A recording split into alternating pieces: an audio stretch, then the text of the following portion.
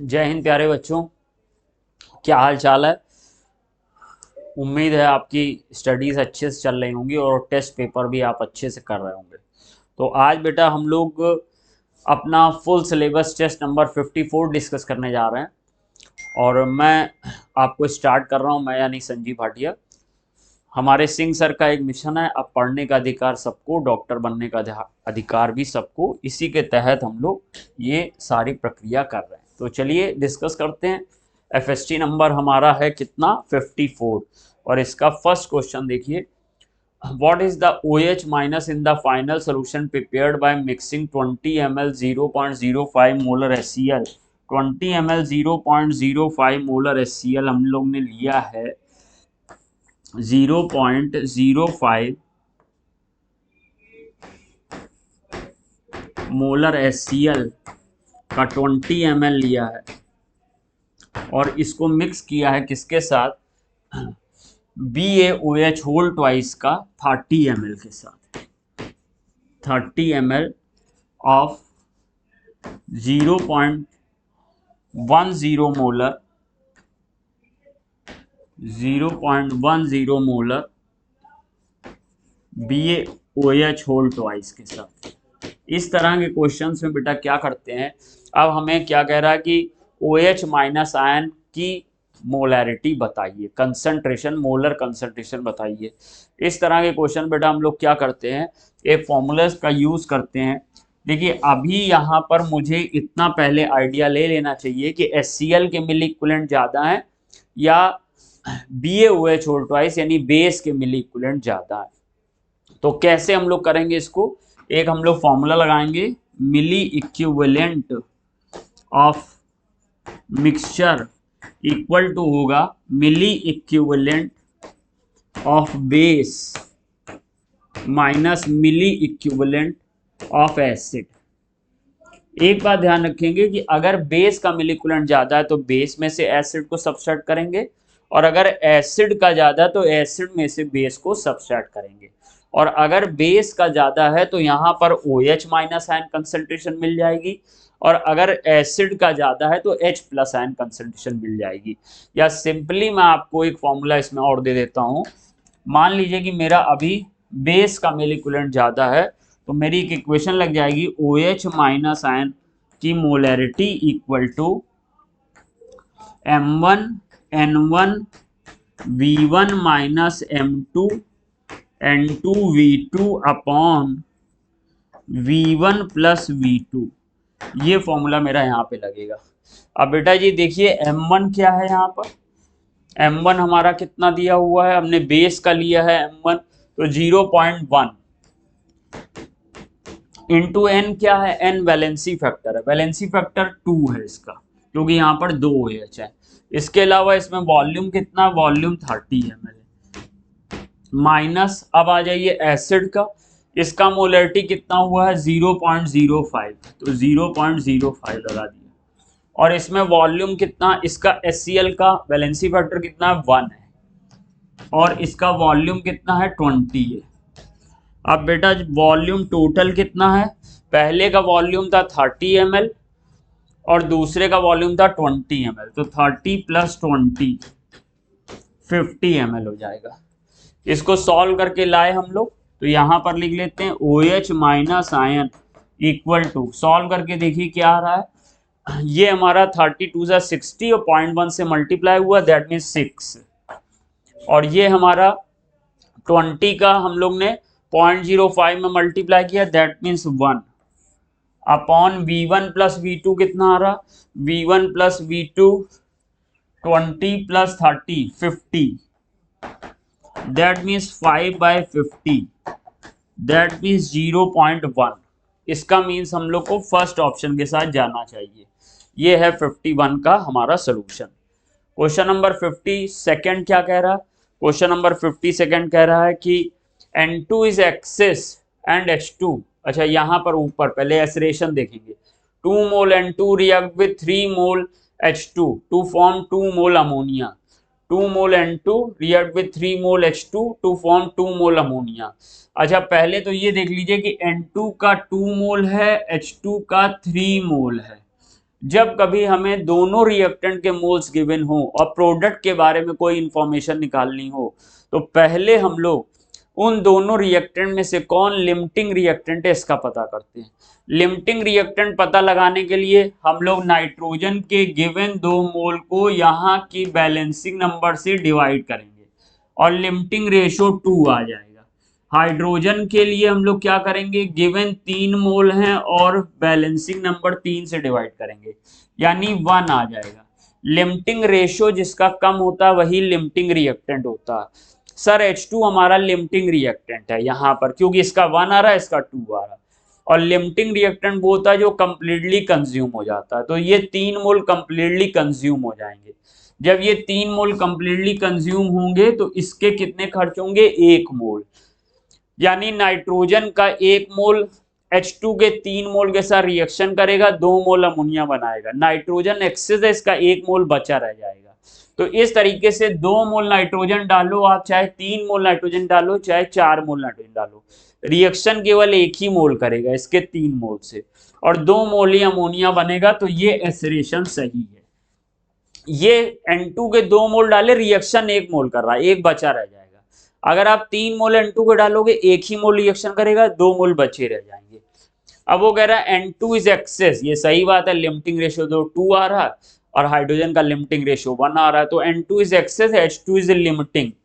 और अभी ऐसा क्यों हुआ कि हमने हाइड्रोजन के 3 मोल और नाइट्रोजन के 2 मोल लिए, तो 2 ही मोल अमोनिया क्यों बना, क्योंकि नाइट्रोजन एक्सेस था और हाइड्रोजन लिमिटिंग था। इसका मीन्स एसरेशन भी सही है, रीजन भी सही है और उसका करेक्ट एक्सप्लेनेशन है। तो ऑप्शन नंबर फर्स्ट सही हो जाएगा।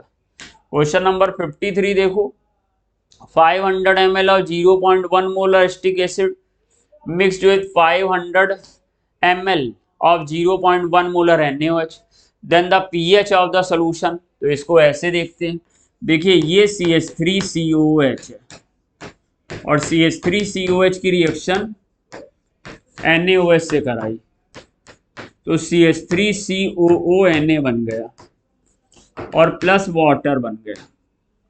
अब हम लोग क्या करते हैं, सबसे पहले हम लोग देखते हैं कि स्टार्टिंग में मिलीमोल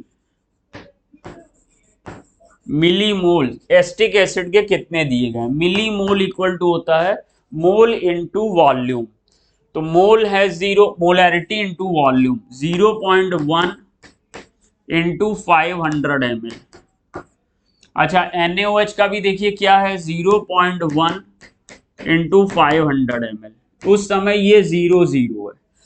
अब बेटा क्या करेंगे, अब मिलीमोल इसके कितने आ रहे हैं, 50 आ रहे हैं, 50।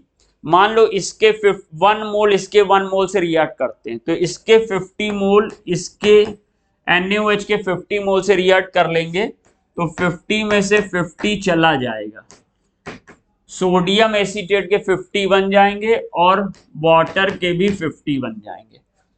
तो देखो एसिटिक एसिड तो खत्म हो जाएगा, NaOH भी खत्म हो जाएगा, क्योंकि इसके मिलीमोल ने इसके मिलीमोल से रिएक्शन कर ली। मिलीमोल कैसे बनते हैं, मोलैरिटी और वॉल्यूम इन ml को मल्टीप्लाई करके, मोलैरिटी इनटू वॉल्यूम इन ml को मल्टीप्लाई करके। इसका 1 मोल इसके 1 मोल से रिएक्शन करके खत्म हो जाता, इसका 50 मिलीमोल से रिएक्शन करके खत्म हो जाएगा, इसका 50 मिलीमोल बन जाएगा। अब सर हम लोग को क्या करना है, अब हमें सबसे पहले ये पता करना है कि सोडियम एसीटेट की मोलैरिटी क्या है। सोडियम एसीटेट की मोलैरिटी सर पहले तो निकाल लीजिए। सोडियम एसीटेट की मोलैरिटी निकालने के लिए मिलीमोल अपॉन टोटल वॉल्यूम इन ml लेंगे। मिलीमोल सर हमारे कितने आए हैं, 50, और टोटल वॉल्यूम देखो 500 ml पहले था, 500 ml और मिला दिया, वॉल्यूम डबल हो गया, मोलैरिटी हाफ हो जाएगी, या वॉल्यूम हो गया है 1000, यानी ये आ गया 5 इंटू 10⁻⁻²। ये तो सर मोलैरिटी आ गई। मोलैरिटी को हम लोग कंसंट्रेशन C से भी रिप्रेजेंट करते हैं।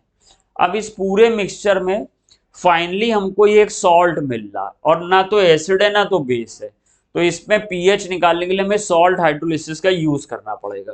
तो सॉल्ट हाइड्रोलिसिस का यूज करते हैं, एक पेज ले लेते हैं। जब हमारा वीक एसिड और स्ट्रॉन्ग बेस का सॉल्ट बनता है तो सॉल्ट हाइड्रोलिसिस का फॉर्मूला होता है 1/2 PKW plus PKA plus log C plus log C। अब 1/2 PKW आप सबको याद होगा 14 होता, प्लस PKA निकालना है तो देख लेते हैं KA कितना दिया है। KA बच्चा जी 10⁻⁻5 दिया है, इसलिए PKA 5 हो जाएगा। तो हम लोग ने यहाँ पे PKA की जगह 5 लिख दिया, प्लस log 5 × 10⁻⁻²। इस तरीके से 1/2 14 और 5 19 प्लस ये कितना आ जाएगा log, ये आ जाएगा 2 - log 5 यानी कि -1.3। अब सॉल्व कर लो, 8.85 के आसपास आ जाएगा, यानी कि सेकंड ऑप्शन सही होगा। इस तरीके से हम लोग इस क्वेश्चन को सॉल्व कर सकते हैं। इसमें जैसा कि आप जानते हैं इस तरह की इक्वेशन वाले में 3 तरह के क्वेश्चन बनते हैं। पहला क्वेश्चन तो ये कि जब इसके मिलीकुलेंट इसके मिलीकुलेंट के बराबर हो या मिलीमोल बराबर हो, एक तो ये क्वेश्चन हो गया। दूसरा ये कि अगर मान लीजिए कि एसिटिक एसिड के यहाँ पर 100 मिलीमोल होते और इसके 50 होते, तो इसके भी 50 बचते, इसके भी 50 बचते। अगर सॉल्यूशन में सॉल्ट भी मिल रहा है और एसिड भी बचा हुआ है तो फिर बफर सॉल्यूशन बन जाएगा। फिर बफर वाला क्वेश्चन लगाना। और सॉल्यूशन में अगर केवल सॉल्ट मिल रहा तो सॉल्ट हाइड्रोलिसिस का फॉर्मूला पीएच का लगाना। अगर सॉल्यूशन में स्ट्रॉन्ग बेस और सॉल्ट है तो फिर बेस से पीएच निकाल लेना। ऐसे 3 पॉसिबिलिटी इसके अंदर होती है। चलिए नेक्स्ट क्वेश्चन की तरफ चलते हैं। इसका आंसर हम लोग का सेकंड हो गया था। IUPAC नेम, चलिए IUPAC नेम पहले लिख लेते हैं। HC triple bond C CH2 CH double bond CH2। अब यहां पर ट्रिपल बॉन्ड कॉर्नर पे, यहां डबल बॉन्ड कॉर्नर पे, तो हमको नंबरिंग डबल बॉन्ड की तरफ से स्टार्ट करनी है। 1 2 3 4 5 हमको नंबरिंग करनी है डबल बॉन्ड की तरफ से 1 2 3 4 5। अब नेमिंग करने में देखिए 5 कार्बन की चेन है, कोई साइड चेन तो है नहीं, तो पहले हमें सबसे पहले क्या लिखना है, पेंट। 5 कार्बन की चेन है तो वर्ड रूट का नेम, एल्क का नेम पेंट हो गया। पेंट के बाद हम लोग को फर्स्ट पोजीशन पे ईन मिलना, तो फर्स्ट पे ईन लगा दिया। और 4 पे आइन है तो 4 पे आइन लगा दिया, ये नेम हो गया। अब आप इसमें देखिए क्या यही नेम मुझे एसरेशन में दिया गया है, पेंट 4 इन 1 आइन। सर जी एसरेशन रॉन्ग हो गया। Reason, a triple bond is always given a lower locant than double bond, ये भी गलत हो गया। अगर डबल बॉन्ड और ट्रिपल बॉन्ड अपोजिट कॉर्नर से सेम पोजीशन पर आते हैं तो डबल बॉन्ड को प्रेफरेंस देते हैं, लेकिन अगर अपोजिट कॉर्नर से नंबरिंग करने पर ट्रिपल बॉन्ड का लोकेंट कम आता है और डबल बॉन्ड का लोकेंट ज्यादा आता है तो ट्रिपल बॉन्ड को प्रेफरेंस देते हैं। तो ये बात गलत है कि ट्रिपल बॉन्ड को ऑलवेज प्रेफरेंस देते हैं, डबल बॉन्ड को भी ऑलवेज प्रेफरेंस नहीं देते।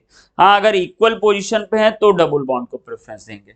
तो एसरेशन भी रॉन्ग और रीजन भी रॉन्ग, यानी कि 4th option will be correct. ये एक हेट्रोजीनियस इक्विलिब्रियम का क्वेश्चन दिया गया, और जब भी कभी ऐसा क्वेश्चन दिया जाए और एक आयन की कंसंट्रेशन बढ़ाए और दूसरी की पूछे तो हमें कैसे करना चाहिए।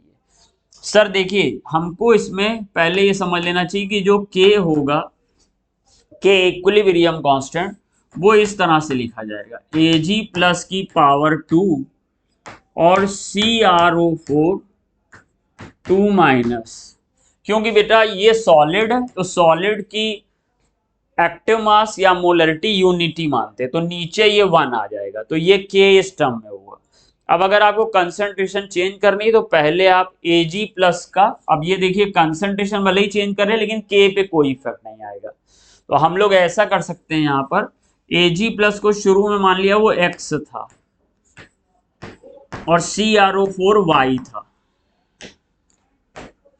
अब हम लोग ये कह रहे हैं यहाँ पे कि बाद में हमारा वो कह रहा है कि what will be the effect of concentration of CrO4 2 minus upon doubling the concentration of Ag plus. तो Ag प्लस का कंसंट्रेशन डबल कर दिया तो 2x कर दिया और CrO4 2 माइनस अब क्या हो जाएगा वो निकालना है। तो इस तरीके से हम लोग यहां पर देखेंगे x square into y 4x square into CrO4 2 minus की नई कंसंट्रेशन। तो बच्चा x स्क्वायर से x स्क्वायर कैंसिल हो जाएगा और आ जाएगा y बाय 4। तो CrO4 2 माइनस के लिए आ जाएगा y बाय 4, या हम कह सकते हैं पहले से 1 बाय 4, अगर 1 लिया था तो 1 बाय 4 यानी क्वार्टर, और 1 बाय 4 आ रहा है तो रिड्यूस टू क्वार्टर, इसलिए सेकंड ऑप्शन सही हो जाएगा।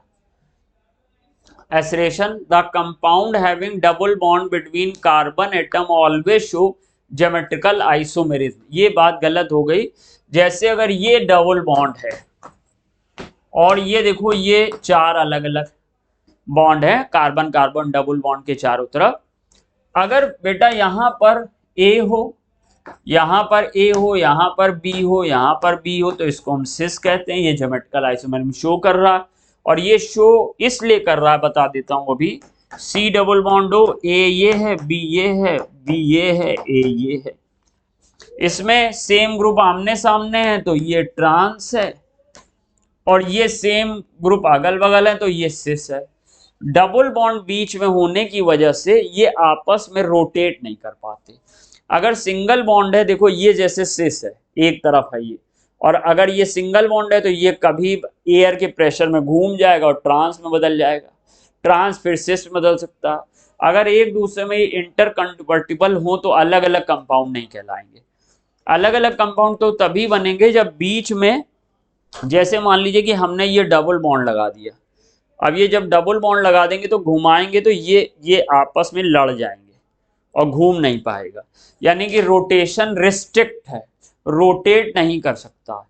हाँ, अगर इसमें एक ही कार्बन पर सेम ग्रुप हो, जैसे AA और ये मान लो BC है, तो ये ज्योमेट्रिकल आइसोमेरिज्म नहीं शो करेगा।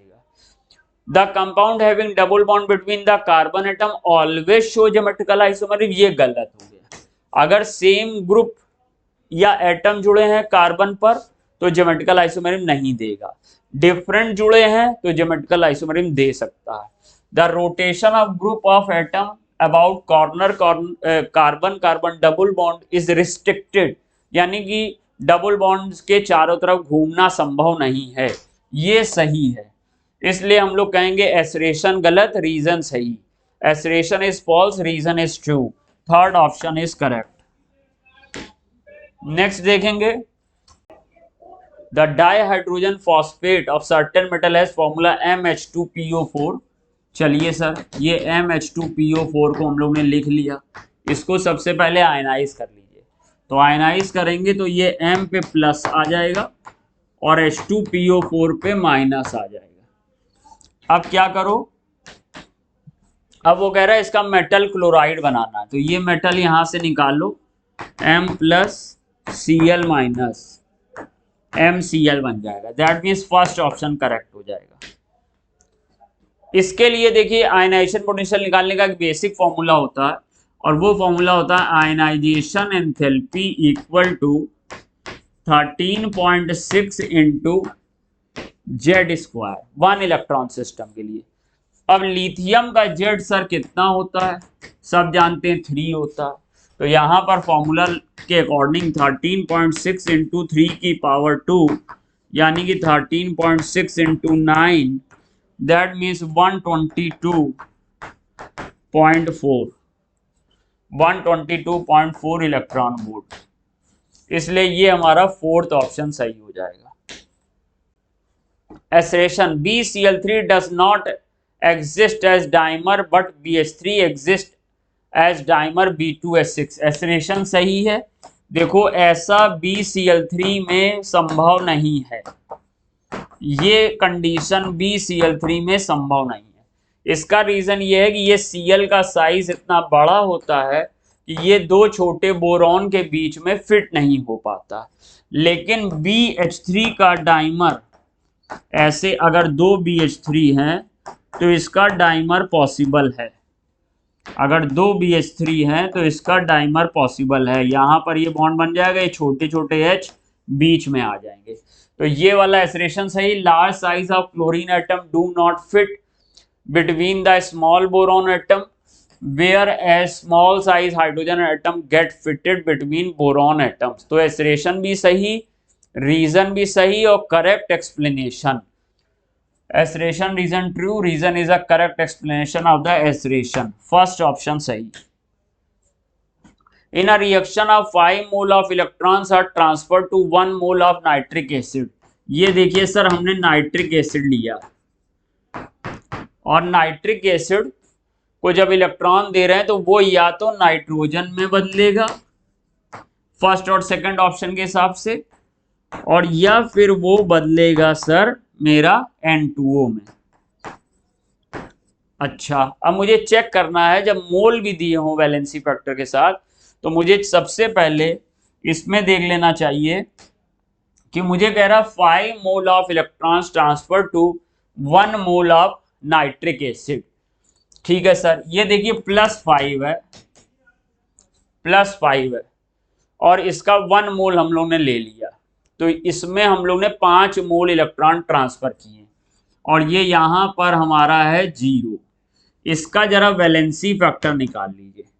0 से 5 का चेंज आ रहा, 5 का चेंज 1 n के लिए, 2 n के लिए चेंज हो जाएगा 2 × 5 दैट मीन्स 10। अब हम लोग पहले चेक कर लेते हैं क्योंकि मोल भी हमें निकालने हैं, तो हम लोग यहाँ पर लिखेंगे mole into valency factor of HNO3 equal to mole into valency factor of nitrogen. ये सबसे सिंपलेस्ट मेथड है। मोल देखिए HNO3 के कितने दिए गए हैं, 1 मोल, तो 1 मोल लगा दिया। HNO3 के इलेक्ट्रॉन का चेंज यानी वैलेंसी फैक्टर कितना है, 5 है। नाइट्रोजन के मोल निकाल लीजिए यहां से, और नाइट्रोजन का वैलेंसी फैक्टर 10 है, तो मोल इक्वल टू आ गया है 0.5। नाइट्रोजन का 0.5 मोल कहीं दिया है, हाँ सर दिया है सेकंड में। ऐसे ही आप N2O के लिए भी निकाल सकते हो, तो आंसर आपका मैच करेगा केवल और केवल 0.5 मोल N2 से। During the detection of phosphor in organic compound yellow precipitate phospho ammonium मॉलिब्डेट का आता है, जिसका फॉर्मूला NH4 PO4.12MOO3 होता है। बिल्कुल थियोरेटिकल क्वेश्चन है, एस्टिमेशन प्यूरिफिकेशन मिलेगा। A compound with molecular formula C7H16 shows optical isomerism. ठीक है सर, ऑप्टिकल आइसोमेरिज्म शो कर रहा है तो कायरल कार्बन होना तो बनता ही है मिनिमम 1। तो चलिए चेक कर लेते हैं कि कायरल कार्बन है कि नहीं इसके अंदर। तो पहले ऑप्शन पे जाते हैं, 2,3 डाइमेथिल पेंटेन। चलिए बना लीजिए 1 2 3 4 5, 5 कार्बन का पेंटेन बन गया। नंबरिंग भी कर लेते हैं 1 2 3 4 5। और क्या मुझसे बोल रहा, 2 पे एक मेथाइल है, लगा दिया सर मेथाइल। 3 पर एक मेथाइल है, लगा दिया। ठीक है, और बाकी बस कुछ नहीं, हाइड्रोजन फिलअप करिए। ये CH3 CH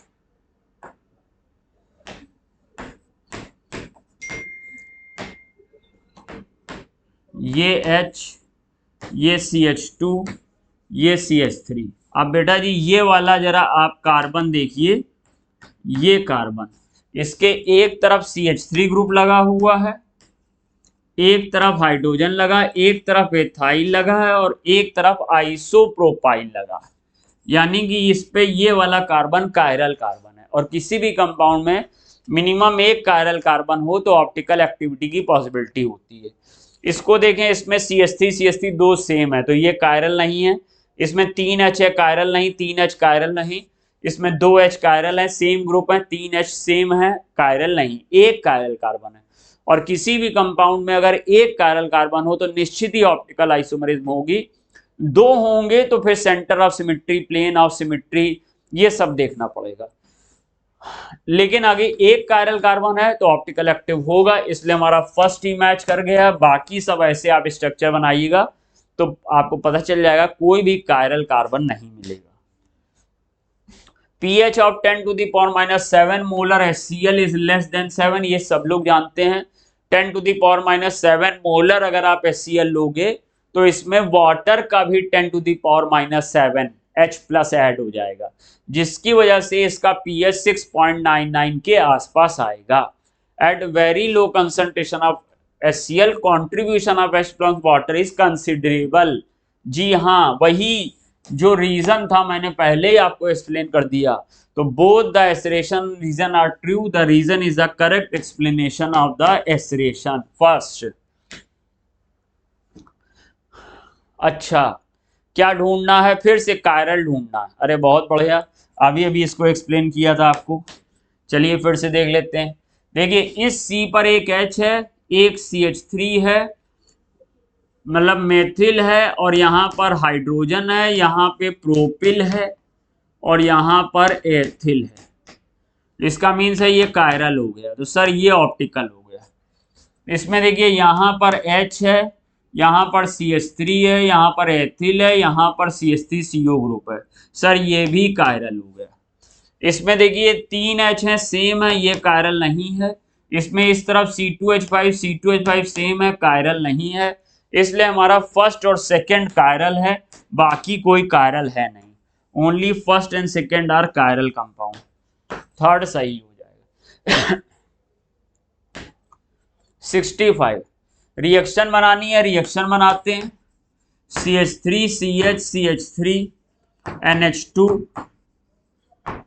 ये एक एमीन है, और HNO2 के साथ हम लोग ने रिएक्शन किया, क्योंकि प्राइमरी एमीन की जब आप HNO2 के साथ रिएक्शन करते हो सब लोग जानते हैं एल्कोहल बनता है, NH2 है क्योंकि यहाँ पर। तो ये CH3 CH OH CH3 बनेगा। अब इसका आपको सर करना है ऑक्सीडेशन। तो ऑक्सीडेशन में फर्स्ट स्टेप में एसीटोन बनेगा। अगर स्ट्रॉन्ग ऑक्सीडाइजिंग एजेंट होगा तो सर CH3COH + CO2 बनेगा। अब ये यहाँ बता नहीं रहा है कि ऑक्सीडाइजिंग एजेंट कौन है, तो हम लोग ऑप्शन में देख लेते हैं ये या ये में कौन प्रेजेंट है। तो एसीटोन तो प्रेजेंट है, एसिटिक एसिड नहीं प्रेजेंट है, और CO2 में नहीं प्रेजेंट है, इसलिए सेकंड ऑप्शन सही होगा। चलिए बेटा, क्वेश्चन 66 से बेटा हम स्टार्ट करते हैं। इसके पहले के 15 क्वेश्चन बेटा आपको संजीव सर ने करा दिया। अब आगे का डिस्कशन बेटा हम स्टार्ट करते हैं। तो देखो बेटा, आपके पास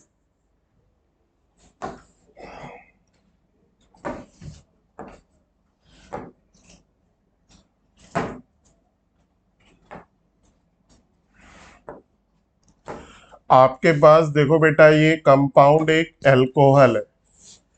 क्या कर रहे हैं बेटा हम लोग? डिहाइड्रेशन बेटा एलिमिनेशन रिएक्शन है, और आप सबको मालूम है इंटरमीडिएट बेटा यहाँ पर क्या होता है? कार्बोकेटायन। और जब भी बेटा कार्बोकेटायन होता है तो रीअरेंजमेंट के बारे में तुरंत सोच लीजिए। ठीक, प्राइमरी बेटा किस में जाना चाहता है? सेकेंडरी में। सेकेंडरी बेटा किस में जाना चाहता है? टर्सरी में। तो जरा देखिए, सबसे पहले बेटा कार्बोकेटायन बनाते हैं। ये वाला CH3 बेटा एज इट इज, यहाँ देखो बेटा CH2+ प्राइम 1 डिग्री का कार्बोकेटायन। ठीक ना बेटा? अब यहाँ पर देखो बेटा एक हाइड्रोजन है, तो आप बेटा यहाँ पर हाइड्राइड शिफ्ट कर दो। ये CH3 बेटा as it is, hydride shift होगा तो बेटा यहाँ पर क्या आ जाएगा? CH3। यहाँ पर बेटा पॉजिटिव चार्ज। अब देखो बेटा 3 डिग्री का कार्बोकेटायन, मोर स्टेबल, ठीक है ना। अब बेटा इससे क्या मिलेगा आपको, मेजर प्रोडक्ट, ठीक। अब नेक्स्ट स्टेप में बेटा H प्लस हटा दो। देखो इसके रिस्पेक्ट में बेटा ये अल्फा है, ये अल्फा है, यहाँ दो अल्फा हाइड्रोजन है, यहाँ पर एक, तो बेटा हाइड्रोजन कहाँ से निकलेगा, यहाँ से। ये CH3 बेटा एज इट इज, ये CH3 एज इट इज, यहाँ बेटा सिंगल की जगह क्या आ जाएगा, डबल बॉन्ड। ये आपका आंसर हो गया। फिर से देखो बेटा ये अल्कोहल है, डिहाइड्रेशन हो रहा, डिहाइड्रेशन ऑफ अल्कोहल बेटा क्या बनाता है, एल्कीन। फिर देखो बेटा इंटरमीडिएट क्या होता है, कार्बोकेटायन। कार्बोकेटायन रीअरेंज कर लेना। अगर जब भी कार्बोकेटायन और रीअरेंजमेंट के बारे में सोचिए, स्टेप फॉलो करिए बेटा। पहले OH हटा के कार्बोकेटायन बना कर लिया करो, देखो प्राइमरी बना। फिर बेटा देखो बगल में हाइड्राइड शिफ्ट हो गया, टर्सरी हो गया। फिर बेटा H प्लस का एलिमिनेशन हो गया, आपका आंसर हो गया। चलिए नेक्स्ट आइए 67। देखो बेटा यहाँ पर सिल्वर के पास दो अमोनिया के मॉलिक्यूल है। सबको मालूम है बेटा अमोनिया क्या है, बाइडेंटेट, सॉरी, अमोनिया के बेटा दो मॉलिक्यूल है। अमोनिया बेटा क्या है, मोनोडेंटेट, ठीक है ना।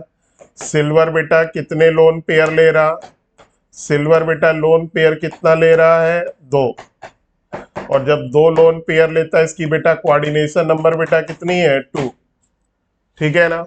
कोऑर्डिनेशन नंबर अगर बेटा 2 है तो बेटा इसमें हाइब्रिडाइजेशन क्या होगा, sp, और sp हाइब्रिडाइजेशन होगा तो बेटा स्ट्रक्चर सबको याद है, लीनियर, क्योंकि इसके पास कोई लोन पेयर बेटा नहीं है। तो आंसर बेटा क्या हो गया आपको, ठीक है ना, 67 का 4। आई बेटा which of the following compound is most acidic.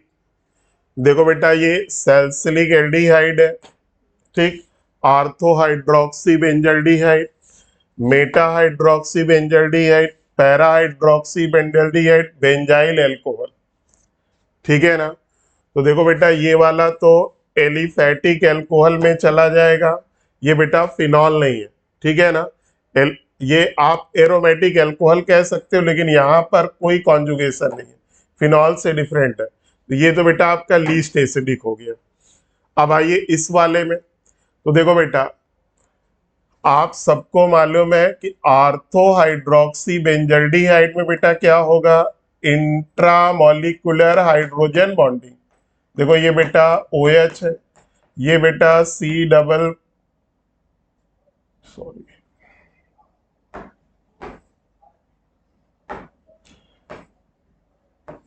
C double bond O, ये बेटा है, देखो यहाँ पर ये इंट्रामोलिकुलर हाइड्रोजन बॉन्डिंग है। आपने बेटा फिनॉल में पढ़ा है, आर्थो नाइट्रोफिनॉल, पैरा नाइट्रोफिनॉल, कौन ज्यादा एसिडिक होता है, कॉन्सेप्ट लगाओगे बेटा आर्थो नाइट्रोफिनॉल ज्यादा एसिडिक लगेगा, लेकिन एक्चुअल में बेटा एसिडिक कौन होता है, पैरा नाइट्रोफिनॉल। तो आर्थो नाइट्रोफिनॉल बेटा लेस एसिडिक क्यों होता है, due to intramolecular hydrogen bonding. Same concept बेटा यहाँ पर भी है। देखो बेटा ortho hydroxy benzaldehyde concept wise, क्योंकि ये बेटा प्लस M है और ये बेटा माइनस I है, तो कॉन्सेप्ट वाइज, सॉरी माइनस है, कॉन्सेप्ट वाइज अगर देखोगे तो ortho hydroxy benzaldehyde most acidic होना चाहिए, लेकिन चूंकि इंट्रामोलिकुलर हाइड्रोजन बॉन्डिंग है जिसमें बेटा चिलेशन पॉसिबल है, H प्लस का निकलना मुश्किल है, इसलिए बेटा इसकी एसिडिक स्ट्रेंथ पैरा वाले से कम होती है। कॉन्सेप्ट क्या कहता है, अगर बेटा हम कॉन्सेप्ट लगाए तो कॉन्सेप्ट कहता है फर्स्ट, कॉन्सेप्ट कहता है बेटा फर्स्ट सबसे ज्यादा, उसके बाद क्या होगा थर्ड, उसके बाद बेटा क्या होगा सेकेंड, उसके बाद क्या होगा फोर्थ। ये बेटा कॉन्सेप्ट कहता है, लेकिन रियलिटी क्या है, रियलिटी क्या है बेटा, आपका थर्ड ज्यादा एसिडिक होगा, फिर बेटा क्या आएगा फर्स्ट, फिर बेटा क्या आएगा सेकेंड, फिर बेटा क्या आएगा फोर्थ। तो सबसे ज्यादा एसिडिक बेटा थर्ड होगा, उसके बाद बेटा कौन आएगा फर्स्ट, उसके बाद कौन आएगा सेकेंड, उसके बाद बेटा कौन आएगा फोर्थ। ठीक, तो सेम कॉन्सेप्ट है जो आर्थोनाइट्रोफिनॉल पैरानाइट्रोफिनॉल में लगाते हो, वही कॉन्सेप्ट यहाँ पर है। Ortho hydroxy benzaldehyde, para hydroxy benzaldehyde, intramolecular hydrogen bonding बेटा आर्थो वाले में है, इसलिए एसिडिक स्ट्रेंथ कम। तो 68 का आंसर बेटा थर्ड। देखो बेटा ये अमोनियम एसीटेट है, ये सिंबल बेटा हीटिंग का है, हीटिंग करोगे तो बेटा अमोनियम एसीटेट से वाटर निकल जाएगा, प्रोडक्ट बेटा क्या बनाएगा एसिटामाइड। ठीक, अब एसिटामाइड की रिएक्शन बेटा आप किससे करा रहे हो, P2O5 से। P2O5 बेटा क्या है डिहाइड्रेटिंग एजेंट है, वंस अगेन बेटा यहां से पानी निकल जाएगा, प्रोडक्ट बेटा क्या बनेगा साइनाइड। आंसर बेटा सेकेंड, 69 का सेकेंड। अब आइए बेटा 70, देखो बेटा सेकेंडरी अल्कोहल है 2 डिग्री, आप सबको मालूम है PCC बेटा आपका क्या है माइल्ड ऑक्सीडाइजिंग एजेंट है। प्राइमरी अल्कोहल ऑक्सीडेशन पे बेटा क्या बनाते हैं प्राइम एसिटाल्डिहाइड, और सेकेंडरी अल्कोहल बेटा कीटोन। तो ए बेटा आपका क्या है कीटोन, कितने कार्बन 3, एसीटोन हो गया। अब एसीटोन की रिएक्शन देखो नंबर 1 क्या करा रहे हैं NH2NH2, ये बेटा क्या बनाता है हाइड्राजोन। रिएक्शन का नाम याद आया बेटा, रिएक्शन का नाम आपका क्या है वुल्फ किचनर रिडक्शन। बेटा आपका कार्बोनिल कंपाउंड किस में कन्वर्ट होता है alkane, no change in carbon. जब इसको बेटा सोडियम इथॉक्साइड KOH के साथ हीट करते हैं तो आपका बेटा क्या बन जाएगा एल्केन। बाकी आप शॉर्टकट याद रखो, अगर ये रिएजेंट लिखा है तो Wolff Kishner reduction, carbonyl compound CO बेटा किस में कन्वर्ट होता है CH2 में, ये वाला एज इट इज। तो आंसर बेटा इसका हो गया प्रोपेन। नेक्स्ट आइए 2 एंगुलर नोडल प्लेन, बेटा एंगुलर नोडल प्लेन बेटा किसके बराबर होता है L के, L बराबर 0, L बराबर 1, L बराबर 2, L बराबर 3। ठीक बेटा ये किसके लिए होता है SPDF। S में बेटा कोई एंगुलर नोडल प्लेन नहीं होता, P में बेटा कितना 1, D में बेटा 2, F में बेटा 3। आपका 2 वाला पूछ रहा आंसर बेटा थर्ड। फिर देखिए बेटा as the S character of hybrid orbital decreases, देखो बेटा हाइब्रिड ऑर्बिटल में आ जाओ sp3 sp2 sp, यहाँ बेटा 25%, यहाँ बेटा 33%, यहाँ बेटा 50%। और हाइब्रिड ऑर्बिटल का साइज का बेटा अगर हम बात करें तो सबसे बड़ा साइज किसका होता है sp3 का, देन बेटा sp2 का, देन बेटा किसका होता है sp का।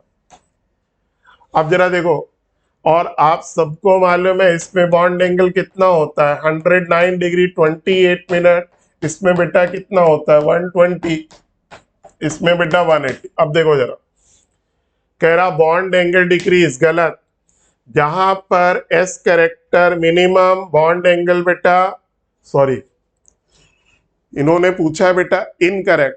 तो देखो बेटा 25 पर sp3 में S कैरेक्टर बेटा मिनिमम है, बॉन्ड एंगल भी बेटा मिनिमम, तो पहला स्टेटमेंट बेटा सही है।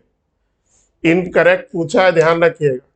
बॉन्ड स्ट्रेंथ डिक्रीज इंक्रीजेस, जरा सा आइए पहले इधर, साइज ऑफ ऑर्बिटल इंक्रीजेस। देखो बेटा सबसे बड़ा साइज किसका है sp3 का, ऑर्बिटल का साइज बेटा अगर बड़ा होगा ओवरलैपिंग उतनी प्रॉपर नहीं होगी, तो बेटा बॉन्ड बेटा वीक बनेगा, तो साइज ऑफ ऑर्बिटल इंक्रीजेस बेटा, स्टेटमेंट सही है।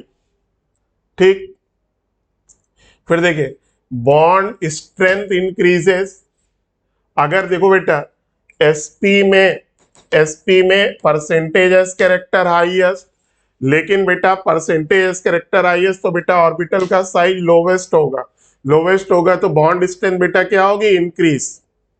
ठीक है ना, तो ये भी बेटा आपका, एक मिनट, इनकरेक्ट पूछा है ना, बॉन्ड एंगल डिक्रीज सही है, bond strength increases.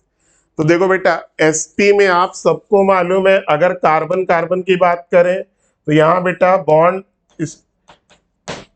Bond length बेटा 1.20 होती है, यहाँ पर बेटा 1.34 होती है, यहाँ पर बेटा 1.54 होती है। तो देखो यहाँ परसेंटेज एस कैरेक्टर बेटा हाईएस्ट है, बॉन्ड लेंथ बेटा लोवेस्ट है। अब ये देखो उल्टा बोल रहे हैं, परसेंटेज एस कैरेक्टर डिक्रीज कर रहा, तो देखो परसेंटेज एस कैरेक्टर इसमें बेटा सबसे ज्यादा है, सॉरी कम है sp3 में, तो यहाँ बॉन्ड लेंथ सबसे ज्यादा, तो बॉन्ड की स्ट्रेंथ बेटा क्या होगी, घटेगी। तो ये सेकंड स्टेटमेंट बेटा गलत है। देखो बेटा परसेंटेज एस कैरेक्टर डिक्रीज कर रहा, तो देखो यहाँ परसेंटेज एस कैरेक्टर डिक्रीज कर रहा, तो बॉन्ड लेंथ बेटा हाईएस्ट है, तो बॉन्ड की स्ट्रेंथ क्या होगी, लोवेस्ट। यहाँ इंक्रीज लिखा है गलत, बॉन्ड लेंथ इंक्रीजेस सही है। देखो बेटा sp3 में बॉन्ड लेंथ 1.54 होता है, कार्बन कार्बन की बात करें, और sp2 में 1.34, sp में बेटा 1.2, तो इसका करेक्ट आंसर बेटा सेकेंड, 72 का सेकेंड ओनली। फिर देखो NO2 प्लस, बेटा इसमें हाइब्रिडाइजेशन निकालो, sp नो लोन पेयर, यहां बॉन्ड एंगल बेटा 180 हो गया, यहां पर बेटा n डबल बॉन्ड हो, यहां देखो एक ऑड इलेक्ट्रॉन है, ऑड इलेक्ट्रॉन के कारण बेटा रिपल्सन ना के बराबर, तो यहां बॉन्ड एंगल बेटा देखो हाइब्रिडाइजेशन देखोगे तो sp2 है। ठीक है ना, 6 दूनी 12 5 17 और 1 18, नहीं 6 दूनी 12 5 17, sp2 आएगा। तो देखो बेटा यहाँ पर कोई लोन पेयर नहीं, ऑड इलेक्ट्रॉन है, तो यहाँ बॉन्ड एंगल थोड़ा 120 से ज्यादा ही होता है, 134 के आसपास होता है। अब जरा NO2 माइनस में देखोगे बेटा, तो यहाँ पर भी हाइब्रिडाइजेशन sp2 है, लेकिन बॉन्ड एंगल बेटा 120 से कम होगा, क्योंकि यहाँ बेटा लोन पेयर, एक लोन पेयर है। ठीक है ना, तो बेटा यहाँ पर बॉन्ड एंगल बेटा लगभग 115 के बराबर होता है। तो देखो बेटा कौन सा आंसर होगा, ये 180 हो गया, ये बेटा 135 के पास होता है, ये बेटा 115 के आसपास, 73 का थर्ड। 74 देखो Br की पोजीशन चेंज हुई है, 1 ब्रोमो से बेटा क्या बनाना है, 2 ब्रोमो। सबसे पहले बेटा हम इसकी क्या कर देते हैं, देखो 2 ब्रोमो कराना, अगर ये प्रोपीन बना दे, प्रोपीन में HBr जोड़ेंगे तो according to Markovnikov of addition होगा, तो यहाँ पर बेटा आप क्या लो, प्रोपीन बनाना है, एल्कोहलिक KOH ले लो, एल्कोहलिक KOH लोगे तो बेटा डिहाइड्रो हेलोजिनेशन होगा, P बेटा आपका क्या होगा, प्रोपीन, और जब प्रोपीन में बेटा HBr जोड़ दोगे तो according to Markovnikov of 2 bromo propane, तो बेटा X क्या होगा, एल्कोहलिक KOH, रिएक्शन का नाम क्या होगा, dehydro halogenation, alpha beta elimination, alpha से हेलोजन, बीटा से हाइड्रोजन, प्रोडक्ट प्रोपीन। अब प्रोपीन में बेटा HBr जोड़ो, अकॉर्डिंग टू मार्कोनी ऑफ क्या बनेगा, 2 ब्रोमो प्रोपेन। 74 का सेकेंड। 75 एक अल्कोहल ऑक्सीडेशन पे एसिटिक एसिड और बेटा प्रोपेनोइक एसिड बनाता है, टोटल कार्बन कितने, 5, तो बेटा आपके अल्कोहल में कार्बन 5 होने चाहिए, देखो ये हो नहीं सकता। अब देखो इसमें 5 है, इसमें भी आपका 5 है, देखो बेटा इस वाले का ऑक्सीडेशन करोगे पहले,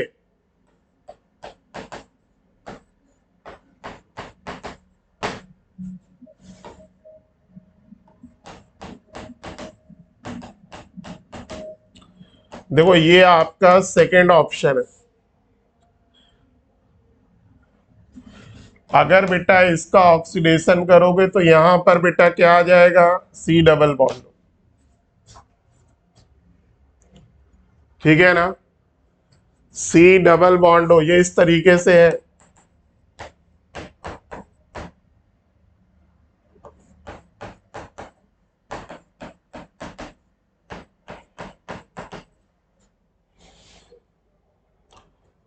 ठीक है बेटा, अब अगर आप इसको कट कर दोगे, जैसे देखो एसीटोन का अगर बेटा ऑक्सीडेशन करना है, स्ट्रॉन्ग ऑक्सीडाइजिंग, बगल वाला बॉन्ड कट कर दिया जाता है। तो देखो यहां से बगल वाला बॉन्ड कट कर दो, तो ये बेटा क्या बनाएगा, एसिटिक एसिड। ठीक है ना,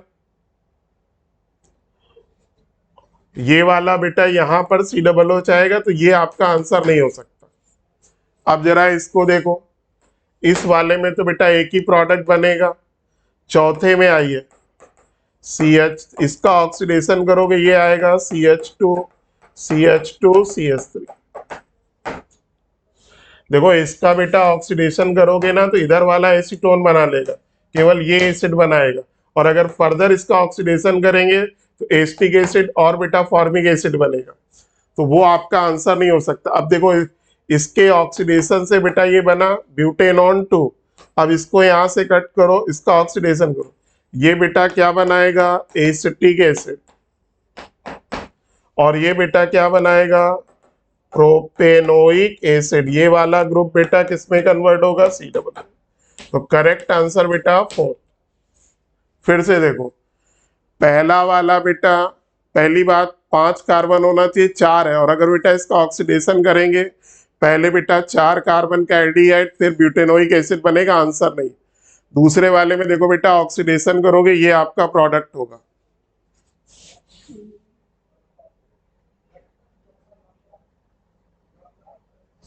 एक मिनट, यहाँ 5 बॉन्ड कैसे हो गए, एक सेकेंड। दूसरे वाले को जरा फिर से देखो, हालांकि वो आंसर नहीं है आपका। CH3 COH CH2 CH3, इधर बेटा CH3।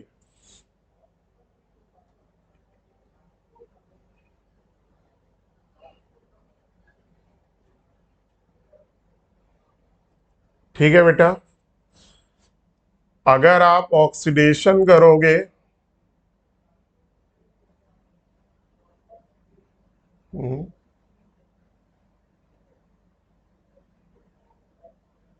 यहाँ बेटा रीअरेंजमेंट होगा, क्योंकि यहाँ पर अगर डायरेक्ट करते हैं, डायरेक्ट बेटा अगर करते हैं तो ये 5 बॉन्ड बन जाएगा, जो कि इम्पॉसिबल सी बात है। यहाँ कार्बोकेटायन रीअरेंज होगा, हालांकि ये आपका आंसर नहीं है। ठीक है भाई, आपका आंसर बेटा 4th है।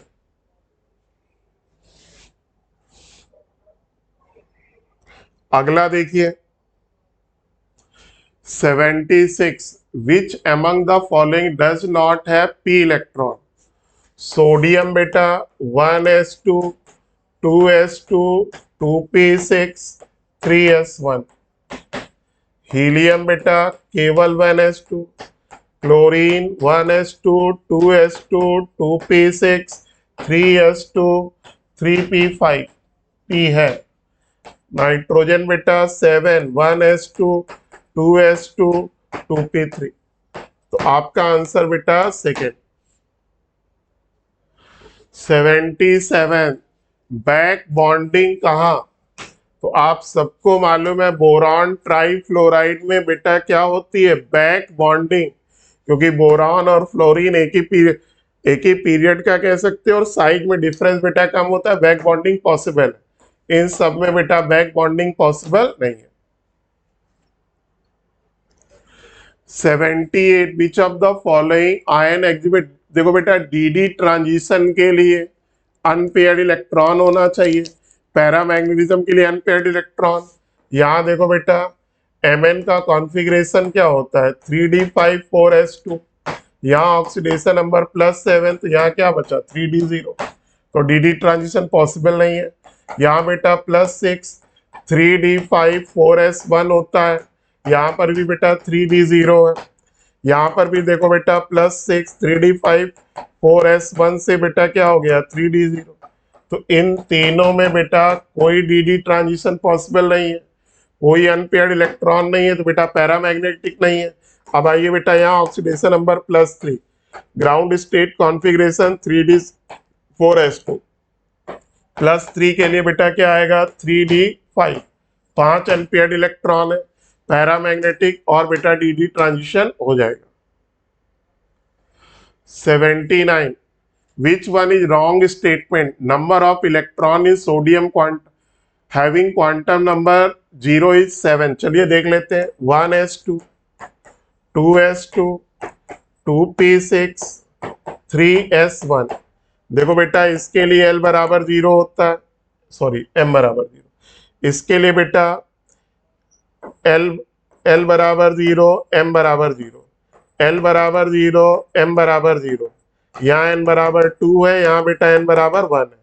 यहाँ देखो n बराबर 2 l बराबर 1 -1 0 +1, ये बेटा m हो गया 1 2 3 4 5 6। और ये बेटा आपका 3s1 n बराबर 3 l बराबर 0 m बराबर 0। देखो बेटा कितने हो गए, 2 यहाँ पर 2 यहाँ पर 4, 2 यहाँ पर बेटा 6, 1 यहाँ पर 7। तो पहला ऑप्शन बेटा सही है। एक d ऑर्बिटल अधिकतम 2 इलेक्ट्रॉन, बिल्कुल से देखो बेटा ऑर्बिटल लिखा है, चाहे s ऑर्बिटल हो, p ऑर्बिटल हो, d ऑर्बिटल हो, f ऑर्बिटल हो। ऑर्बिटल का मतलब एक ब्रैकेट में maximum 2 electron according to Pauli exclusion principle. दूसरा स्टेटमेंट सही, ऑर्बिटल की जगह अगर सबसेल लगा होता तो s में 2, p में 6, d में 10, f में 14। एनर्जी ऑफ 2s2p, देखो बेटा हाइड्रोजन में एनर्जी बेटा केवल n पे डिपेंड करती है। तो अगर 2s है 2p है सेम, थर्ड सेल में बेटा 3s 3p 3d same, 4s 4p 4d 4f same केवल। और देखो बेटा सिंगल इलेक्ट्रॉन सिस्टम हाइड्रोजन में बेटा आपका इस पे डिपेंड करता है, और मल्टी इलेक्ट्रॉन सिस्टम में बेटा एनर्जी किस पे डिपेंड करती है n+l रूल पे। ठीक, सिंगल इलेक्ट्रॉन सिस्टम में एनर्जी बेटा प्रिंसिपल क्वांटम नंबर केवल n पर, और बेटा मल्टी इलेक्ट्रॉन में n+l। फिर देखो orbital having 2 radial node and 2 total है 2s। बेटा 2s में रेडियल नोड अगर आप देखोगे तो बेटा n - l - 1 2 - 0 - 1 बेटा 1, और एंगुलर बेटा क्या होगा 0। एंगुलर नोड क्या होता है l के बराबर। तो बेटा देखो 2 रेडियल नोड बेटा 2s में नहीं होगा, और बेटा ऑर्बिटल में 2 रेडियल नोड तो 2 नहीं होगा बेटा, रेडियल नोड केवल 1 होगा, और टोटल नोड बेटा 2 पूछ रहा नहीं हो सकता, ठीक है ना। तो टोटल नोड बेटा n-1 होता है, ठीक है ना। तो n-1 2 - 1 ही हुआ, क्योंकि इस 2s में बेटा रेडियल नोड 1 है, एंगुलर नोड 0 है, टोटल नोड बेटा 1 है। नेक्स्ट आइए, 1 मिनट। तो इसका बेटा इनकरेक्ट पूछा है ना, आंसर 4th 80। देखो बेटा आपको क्या पूछ रहा, heat of formation C solid plus half O2 give CO। अब देखो बेटा इसका डेल्टा H निकालना है, बहुत सिंपल। आपको देखो कार्बन चाहिए, पहली इक्वेशन बेटा एज इट इज। फिर देखो बेटा ऑक्सीजन दोनों में है, छोड़ दो, CO चाहिए। देखो CO यहाँ पर है 2 मोल है, लेकिन आपको बेटा दाहिने तरफ चाहिए, तो आपको सेकेंड को बेटा क्या करना पड़ेगा, रिवर्स में -b क्या होगा +b, और बेटा 2 से क्या करना पड़ेगा डिवाइड, क्योंकि आपको 1 मोल चाहिए या 2 मोल है। एलसीएम ले लो बेटा b - 2a/2, 80 का सेकेंड 81। देखो बेटा अमोनियम हाइड्रोक्साइड में 2 आयन है, अमोनियम और हाइड्रोक्सिल है। तो ऐसे क्वेश्चन में बेटा क्या करते हैं, 3 इलेक्ट्रोलाइट में जिसमें अमोनियम आयन है और हाइड्रोक्सिल आयन है, उनको जोड़ दो। तो अमोनियम आयन बेटा किस में है? अमोनियम क्लोराइड में। हाइड्रोक्सिल आयन किस में है बेटा? NaOH में। ठीक है ना? तो इन दोनों को जोड़ दो। जोड़ोगे तो देखो ये Cl फालतू मिल रहा है, NaCl फालतू, तो दोनों ये Na प्लस Cl माइनस किसमें? NaCl में। तो देखो आंसर बेटा 81 का फर्स्ट। आइए बेटा 82, कार्बन सब ऑक्साइड। ये बेटा स्ट्रक्चर याद रखो, एनसीईआरटी में एग्जांपल दी है। अब जरा बॉन्डिंग मेथड लगाओ। -2 + 2, नॉन पोलर बेटा 0 0, नॉन पोलर 0 0, पोलर +2 -2। बेटा सेम एटम के बीच के बॉन्ड को बोलोगे नॉन पोलर, डिफरेंट को बेटा पोलर। तो देखो बेटा टर्मिनल वाले दो कार्बन की क्या है? +2। दो कार्बन टर्मिनल वाले की बेटा +2, एक मिडिल वाले कार्बन की बेटा 0। एवरेज अगर पूछा जाता तो 2 × 2 + 1 × 0 / 3, 4/3। आंसर बेटा 0 एंड +2। ये एवरेज है। अगर बेटा क्वेश्चन में देखो ऑप्शन के हिसाब से करते हैं, अगर लिखा हो oxidation number of carbon in और फ्रैक्शन में दिया होता तो हम लोग 4/3 लेते। फिर if the concentration of N2, देखो बेटा Kc दिया, किसी मोमेंट पर रिएक्टेंट और प्रोडक्ट की कंसंट्रेशन दिया, आपसे कह रहा डायरेक्शन बताओ, तो देखो बेटा ये सबको रटा होगा। Q less than Kc forward spontaneous, Q greater than Kc backward non spontaneous, Q equal to Kc equilibrium. Q less than Kc forward spontaneous, delta G naught बेटा negative. Q greater than Kc backward, delta G naught positive non spontaneous. Q बराबर Kc equilibrium, लेकिन बेटा ध्यान रखना equilibrium पे delta G not 0 नहीं होता, delta G 0 होता है। तो देखो बेटा Kc दिया है, आप बेटा Q निकालो। Q का फॉर्मूला बोलो, जो Kc का फॉर्मूला होता है बेटा वही Q का फॉर्मूला।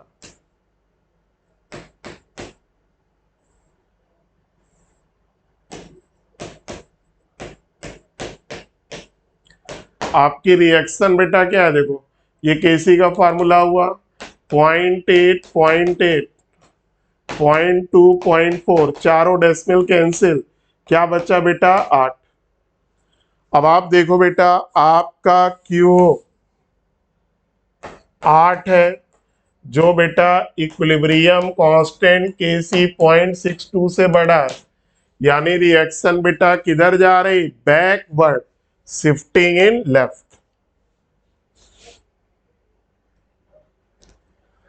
(84) PCl5 hybridisation sp3d। ठीक बेटा, ये कैसा होता है? Trigonal bipyramidal. तो ए का बेटा थर्ड, बी बेटा, बी में हाइब्रिडाइजेशन निकालोगे sp3d2, लेकिन बेटा वन लोन पेयर है, वन लोन पेयर है, तो बेटा ये क्या होगा? Square pyramidal. तो बी का बेटा फर्स्ट, स्क्वायर पिरामिडल में बेटा इस तरीके से एक फ्लोरीन इधर, एक इधर, एक इधर, एक इधर, एक इधर, और ये बेटा आपका लोन पेयर। ठीक है। अब बेटा SF6 hybridisation 742, 48, 848, sp3d2 no lone pair. ठीक है बेटा, तो यहां पर क्या हो गया? ऑक्टाहेड्रल, ज्योमेट्री और शेप बेटा सेम। तो C का बेटा क्या हो गया? Fourth, ClF3 T shape.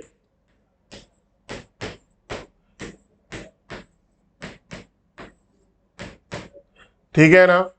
तो D का बेटा क्या हो गया? सेकेंड। बाकी हाइब्रिडाइजेशन तो निकाल ही लोगे। ClF3 7 चौको 28, 3 2 5 sp3d इसमें भी होगा। ठीक, तो बोलो बेटा आंसर ए का थर्ड, बी का फर्स्ट, आंसर सेकंड। 85। देखो बेटा कॉलीगेटिव प्रॉपर्टी हम लोग क्यों पढ़ते हैं? नॉन वोलेटाइल सॉल्यूट का मॉलिक्यूलर वेट निकालने के लिए, और अगर वोलेटाइल यानी जिसकी वेपर बनती है उसके लिए बेटा विक्टर मेयर मेथड है। तो नॉन वोलेटाइल के लिए कॉलीगेटिव प्रॉपर्टी। फिर देखो बेटा अगर मैक्रोमोलिकुलर कंपाउंड है, macromolecular compound like carbohydrate, protein, NEET में आया हुआ क्वेश्चन है, पॉलीमर, पूछा जाए बेस्ट मेथड कौन? Osmotic pressure. 86 in the Carius method estimation of halogen, direct बेटा फॉर्मूले पे क्वेश्चन है। क्लोरीन, ब्रोमीन, आयोडीन के लिए फॉर्मूला याद कर लो, सबके लिए फॉर्मूला एक जैसा है। जिसका परसेंटेज निकालना उसका एटॉमिक वेट, जो प्रोडक्ट बन रहा उसका मॉलिक्यूलर वेट। अगर जैसे यहाँ ब्रोमीन होता तो ऊपर बेटा 80, नीचे AgBr होता 188। अगर आयोडीन का परसेंटेज होता तो यहाँ 127, यहाँ पर बेटा 235 AgI का molecular into weight of AgCl 1.148 upon बेटा weight of organic compound into 100। Direct फार्मूले पर क्वेश्चन है, कोई पेन बट नहीं। सॉल्व कर लो बेटा 28.4। तो देखो बेटा 66 से लेकर हमने बेटा 86 तक क्वेश्चन आपके डिस्कस कर दिए।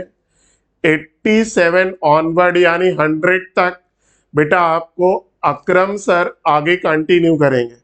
ठीक है भाई, आइए अकरम सर आगे कंटिन्यू करिए। हेलो बच्चों, good evening to all. I hope आप लोग का पेपर फुल सिलेबस टेस्ट 54 अच्छा हुआ होगा। तो हम लोग उसी को डिस्कशन कर रहे हैं। तो क्वेश्चन नंबर 87 से लेकर के 100 तक हम करेंगे। इसके पहले का विजय सर और संजीव सर ने किया है। तो चलिए हम लोग देखते हैं क्वेश्चन नंबर 87 में कैसे किया जाएगा। तो पेपर आपका कैसा आया था जरूर कमेंट करके बताइए कि क्या लेवल था इसका। ठीक है, तो चलिए हम लोग इसको करते हैं बेटा। क्वेश्चन नंबर 87 को ध्यान से देखिए। एक रिएक्शन है साइनाइड का die isobutyl lithium aluminium hydride के साथ, यानी ये एक रिड्यूसिंग एजेंट है। ए बना रहा है और ए को हम लोग मिथाइल अल्कोहल के साथ बी बना रहे हैं। बी का मेजर प्रोडक्ट क्या होगा? ठीक है ना भाई। तो देखिए बेटा सबसे पहले रिएक्शन को कराते हैं। बहुत सिंपल रिएक्शन है।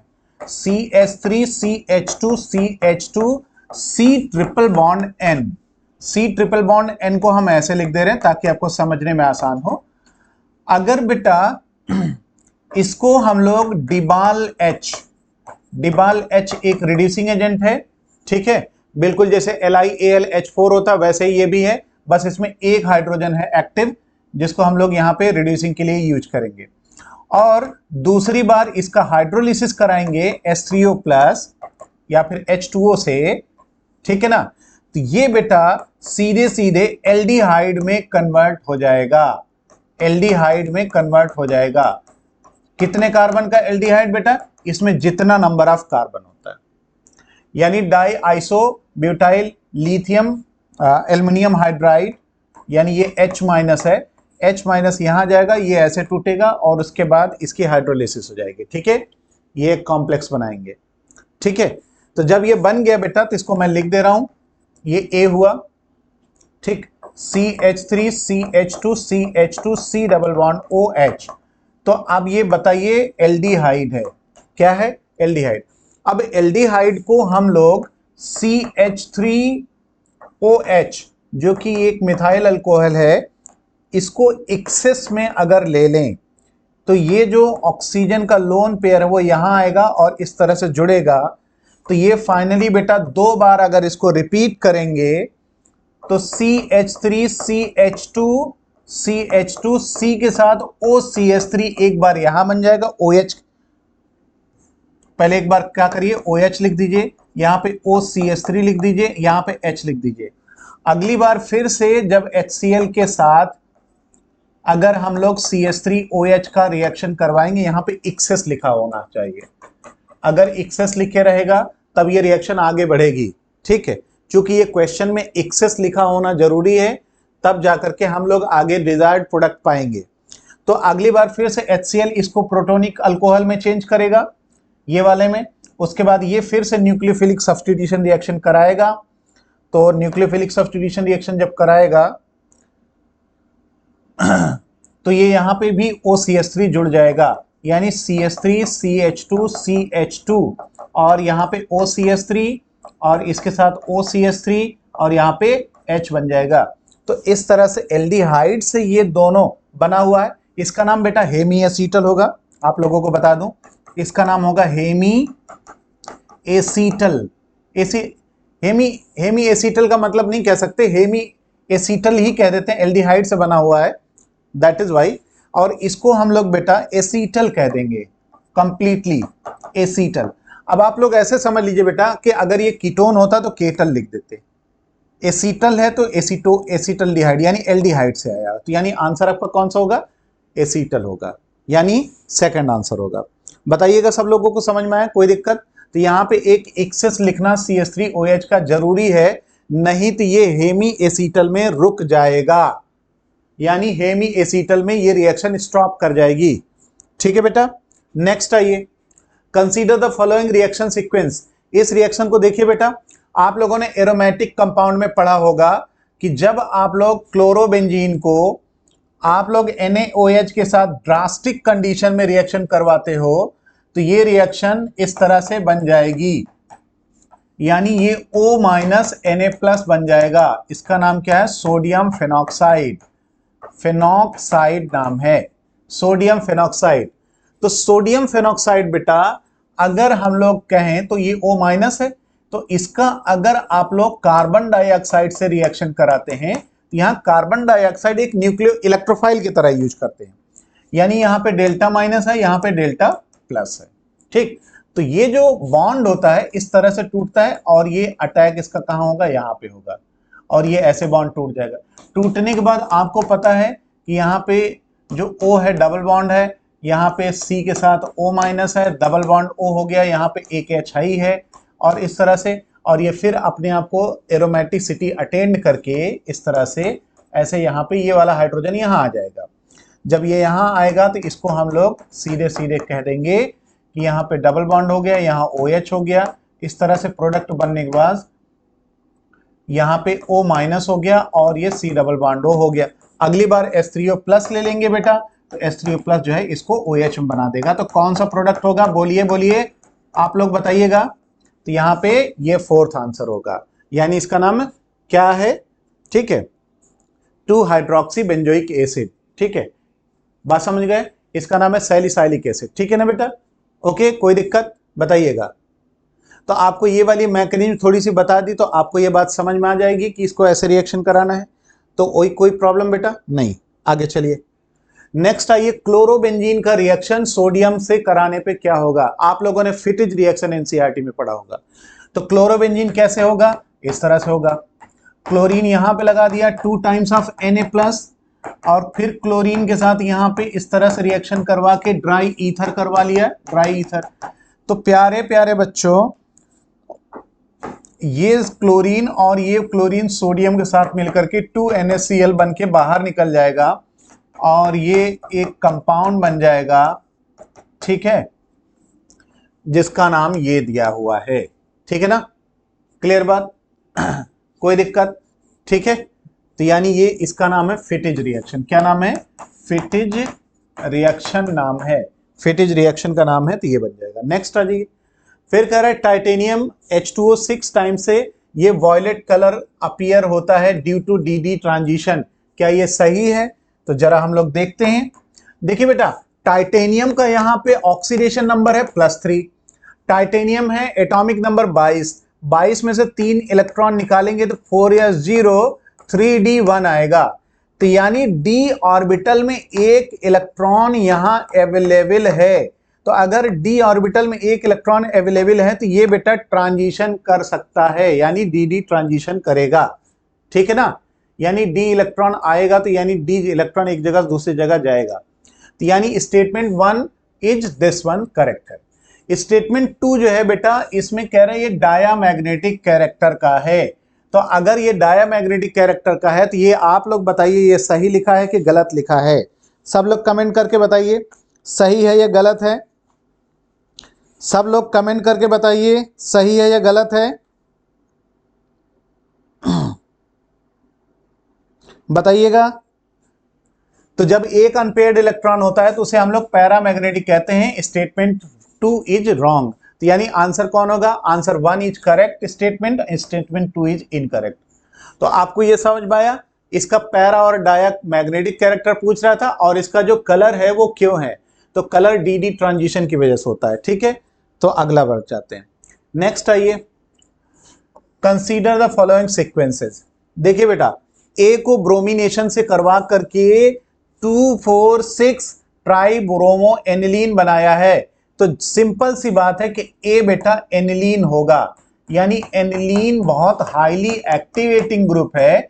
इसीलिए अगर हमने ब्रोमीन को रिएक्शन करवाया वाटर के प्रेजेंस में, ये पोलर सॉल्वेंट है, पोलर सॉल्वेंट है, तो ये तीनों जगह ब्रोमीन ला देंगे। पहले से ही आपको बताया जा रखा है कि पोलर सॉल्वेंट में ब्रोमीन घुल जाता है और ये बहुत ही ज्यादा मात्रा में इलेक्ट्रोफाइल प्रोड्यूस करा देगा। तो इसकी वजह से क्या हो जाएगा? तीनों जगह ब्रोमीन आ जाएगा। तो ये तो बिल्कुल सही बात है। फिर कहा कि इसी ए को अगर आपने क्लोरोफॉर्म से रिएक्शन करवाया, CHCl3 प्लस, ठीक है, KOH रिएक्शन दिया हुआ है, तो आपको याद होगा test of primary amine carbylamine reaction, ठीक, आइसोसाइनाइड टेस्ट। तो ये बेटा क्या बन जाएगा? बताओ। ये आपको बन जाएगा सीधे NC बन जाएगा, ठीक है ना। ओके, फिनाइल आइसोसाइनाइड, क्या नाम बन जाएगा? फिनाइल आइसोसाइनाइड बन जाएगा। ये कौन सा हो जाएगा? बी हो जाएगा। आपको याद होगा ना, हम लोगों ने RNH2 का रिएक्शन भी ऐसे ही करवाया है।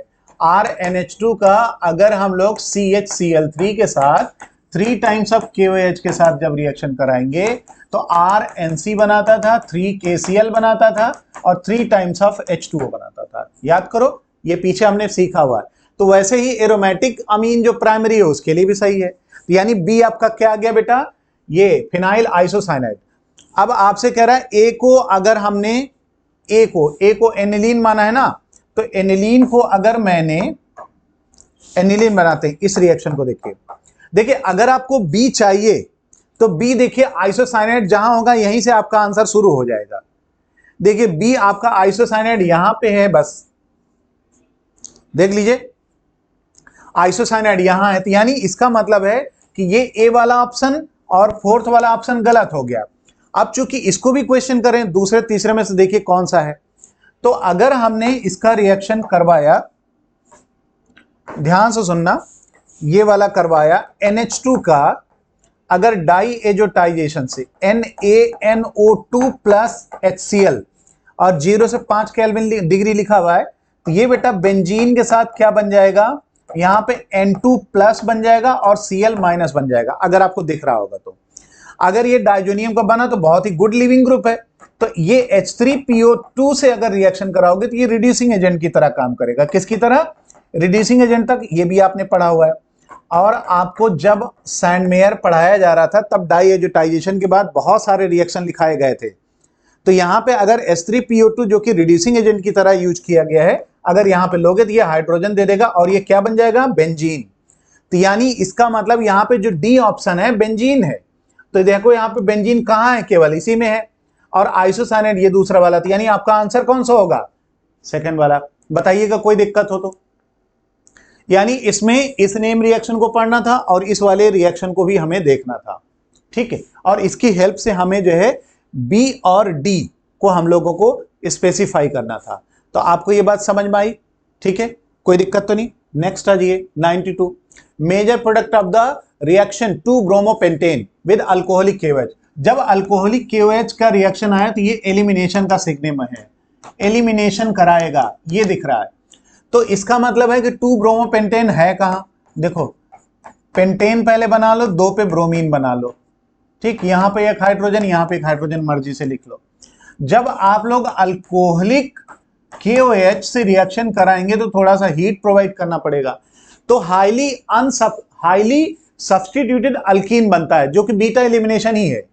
यानी ब्रोमीन यहां से और हाइड्रोजन इस जगह से हट करके इसमें CH3 C double bond CH double bond CH और ये CH2 CH3 बना लेगा जिसका नाम है 2 पेंटीन नाम है। अगर मैं 1 से बनाऊंगा तो वो अल्कीन बनेगा तो, लेकिन माइनर प्रोडक्ट होगा क्योंकि वो अनसब्स्टिट्यूटेड अल्कीन होगा या फिर लेस सब्स्टिट्यूटेड अल्कीन होगा, लेस सब्स्टिट्यूटेड अल्कीन होगा।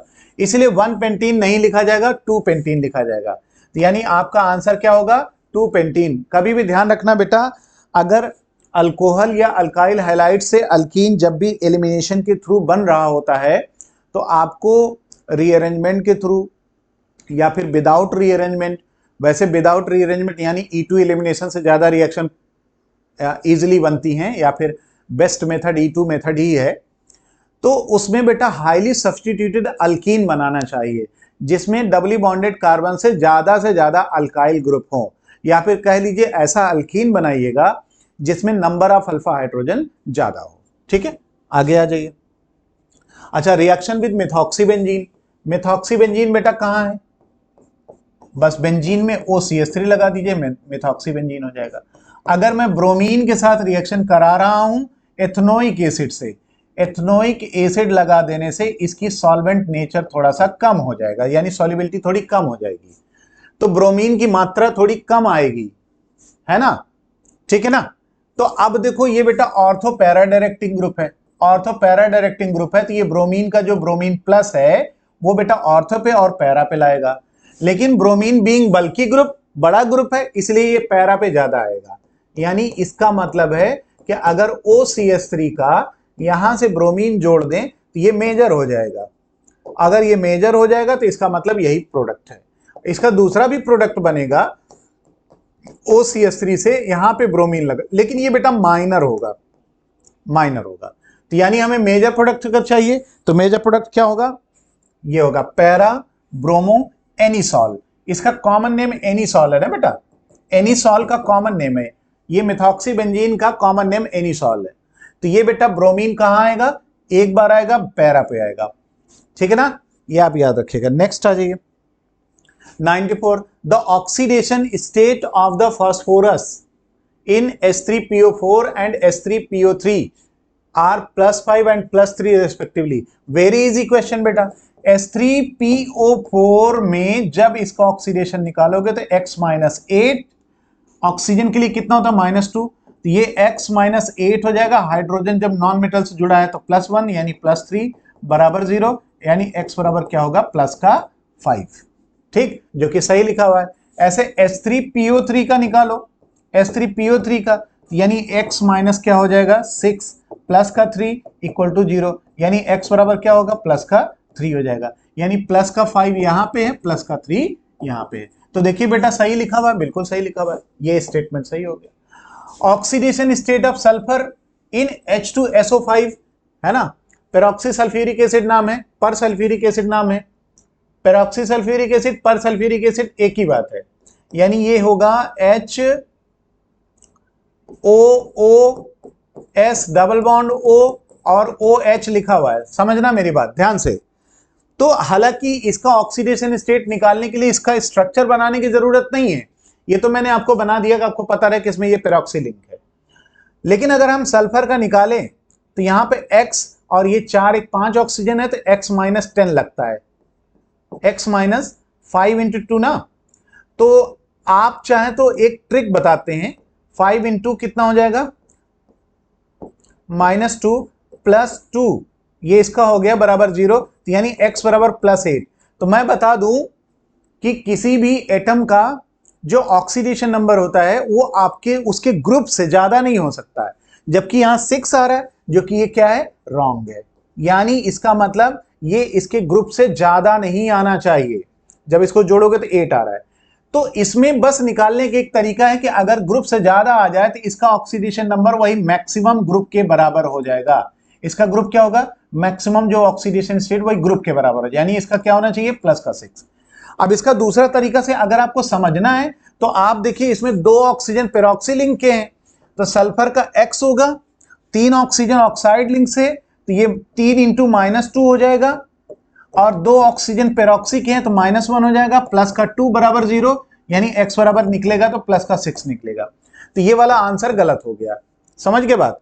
तो आपको मैं बता दूं, ये मैंने ये इसलिए बताया कि अगर किसी का ऑक्सीडेशन स्टेट उसके ग्रुप से ज्यादा आता है तो उसकी ऑक्सीडेशन स्टेट वो ना हो करके जितना ग्रुप होता है उसके बराबर होता है, ठीक है ना। तो यानी आपका आंसर कौन होगा, पहला स्टेटमेंट करेक्ट, दूसरा इनकरेक्ट, तो यानी कौन सा आंसर होगा, फर्स्ट, ठीक है। नेक्स्ट आइए 95, for the reaction of spontaneous, for a reaction to be spontaneous, अगर स्पॉन्टेनिटी चेक करना होगा तो बेटा तो गिब्स फ्री एनर्जी पता होना चाहिए, जो कि delta H minus T delta S होता है। बड़ा आसान है ये, delta H minus T delta S होता है। अगर स्पॉन्टेनियस है तो स्पॉन्टेनियस के लिए क्या होगा, डेल्टा G की वैल्यू क्या होगी, लेस देन 0 होगी, लेस देन 0 होगी। तो यानी इसका मतलब क्या होगा, डेल्टा H माइनस जो टी डेल्टा S है ये क्या होगा, नेगेटिव होगा। क्या होगा, नेगेटिव होगा, तभी तो डेल्टा G नेगेटिव होगा। ये नेगेटिव किसका मतलब, ये नेगेटिव, कौन सा ऑप्शन है, delta H minus T delta S must be negative. देखिए बिल्कुल सही बात है, बड़ा आसान सा सवाल है। नेक्स्ट आ जाइए question number 96, pH of 0.2 m CaOH whole twice solution is nearly. देखिए भाई CaOH होल ट्वाइस जब आयनाइज होगा तो Ca2 प्लस में होगा और 2 टाइम्स ऑफ OH माइनस होगा। इसका कॉन्सेंट्रेशन है 0.2, तो इसका कॉन्सेंट्रेशन क्या होगा, 2 इंटू 0.2, तो यानी इसका कितना निकला 0.4, जो कि OH आयन, यानी OH आयन निकला 0.4, तो POH कितना निकला, माइनस ऑफ लॉग 4 इंटू 10 की पावर -1, इसको 4 इंटू 10 की पावर -1 मानो, बात देखी हुई। तो यानी POH जो निकला 1 माइनस लॉग 4 निकला, जो कि आपको कितना निकला 0.6, यही है, तो पॉइंट क्या हो जाएगा 4 हो जाएगा। लॉग 4 की वैल्यू है 0.6020, ठीक, तो ये क्या होगा 1 माइनस 0.6020, यानी कितना आएगा 0.4 के आसपास आएगा, ठीक है ना, 0.4 के आसपास आएगा, ठीक है ना। तो अब आप बताओ pH plus POH equal to 14 होता है, तो pH बराबर क्या हो जाएगा 14 माइनस 0.4, यानी 13.6 आएगा। 13.6 किसका है आंसर, इसका देख लो। दूसरा एंटी एरोमेटिक, तो बताइए एरोमेटिक के लिए क्या होगा, 4n प्लस 2 पाई इलेक्ट्रॉन होना चाहिए, क्यों भाई। और एंटी एरोमेटिक के लिए 4n पाई इलेक्ट्रॉन होना चाहिए। बाकी जो कंडीशन होती है वो दोनों के लिए सेम होती है, आई मीन कि फुली कंजुगेटेड होना चाहिए, हर कार्बन sp2 हाइब्रिडाइज्ड होना चाहिए, प्लेनर होना चाहिए, सब कुछ होना चाहिए। तो 4n प्लस 2 पाई का मतलब यहां पे 6 पाई इलेक्ट्रॉन होना चाहिए, 2 पाई इलेक्ट्रॉन होना चाहिए, या फिर 6 पाई इलेक्ट्रॉन होना चाहिए, ठीक, या फिर 10 पाई इलेक्ट्रॉन होना चाहिए, 4 जोड़ते जाइए 14 पाई इलेक्ट्रॉन, इस तरह से। और इसमें n बराबर 0 रखोगे तो 0, 1 रखोगे तो 4 पाई इलेक्ट्रॉन, 2 रखोगे n की वैल्यू तो क्या होगा 8 पाई इलेक्ट्रॉन, इतने ऐसे होने चाहिए। तो आप लोग सबसे पहले ध्यान से देखिए क्वेश्चन नंबर 2, तो ये बेटा फुली कंजुगेटेड है, इसमें कितने पाई इलेक्ट्रॉन है, 2 पाई इलेक्ट्रॉन, तो हुआ ना एरोमेटिक, तो ये एरोमेटिक हो गया। इसमें देखिए फुली कंजुगेटेड है, हर कार्बन इसका sp2 हाइब्रिडाइज्ड है, इसमें कितने पाई इलेक्ट्रॉन है, 4 पाई इलेक्ट्रॉन, तो हुआ ना एंटी एरोमेटिक।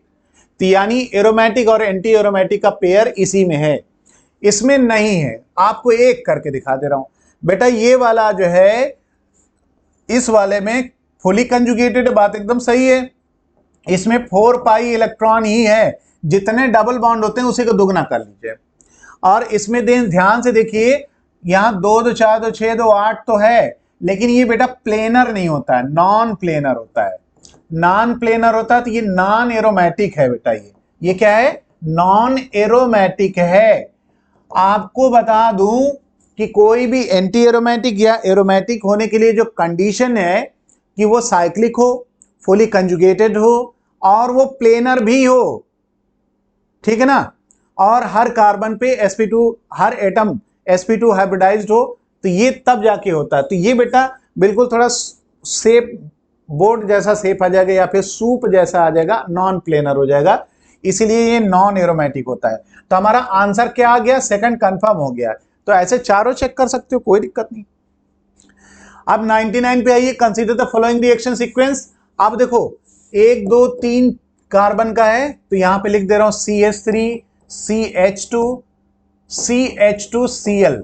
अगर आप इसको केसीएन से रिएक्शन करवाएंगे तो साइनाइड ला देगा। क्या ला देगा, साइनाइड। यानी इतने ही कार्बन में CH3 CH2 CH2CN आ जाएगा।